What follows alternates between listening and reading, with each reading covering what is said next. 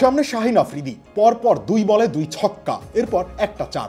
ব্যাটারকে এই কাজ Henrique Klaasen ছাড়া অন্য কারো সাধ্য কোথায়? পাকিস্তানের সেরা অস্ত্রটাকেই যেন ভোতা বানিয়ে দিলেন। প্রতিপক্ষের দুর্বলতার সুযোগ নয়, সবচেয়ে শক্ত জায়গাটাতেই আক্রমণ করতে জানেন হেনরিক ক্লাসেন। যেন দাবানল, যেন ধ্বংসযোগ্য।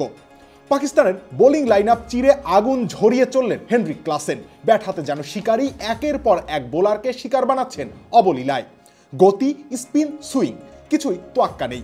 ক্লাসেন জানেন শুধু আক্রমণ, জানেন শুধু স্ট্রাইক রেট বাড়িয়ে প্রতিপক্ষকে মাটিতে নামিয়ে আনতে।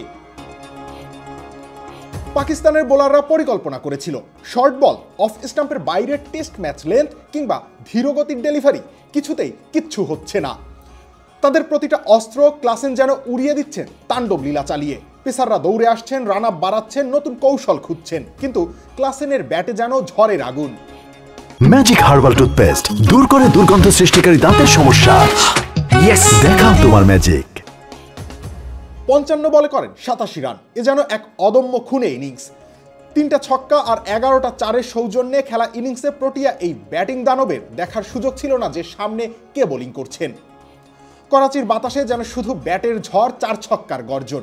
শাহিন, হাসনাইন, নাসিম সবাইকে একে একে উড়িয়ে দিলেন। পাকিস্তানের মাঠে দাঁড়িয়ে পাকিস্তানের আত্মবিশ্বাস চুরমার করে দিলেন একাই। দক্ষিণ আফ্রিকা পৌঁছে গেল 352 রানের পাহাড়ে।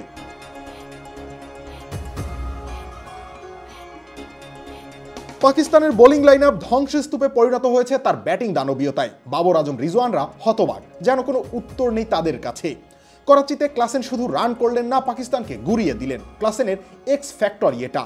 প্রতিপক্ষের মনোবল ভেঙে দিতে তার কোনো জুরি নেই। রবিউল ইসলাম রনি, খেলা 71।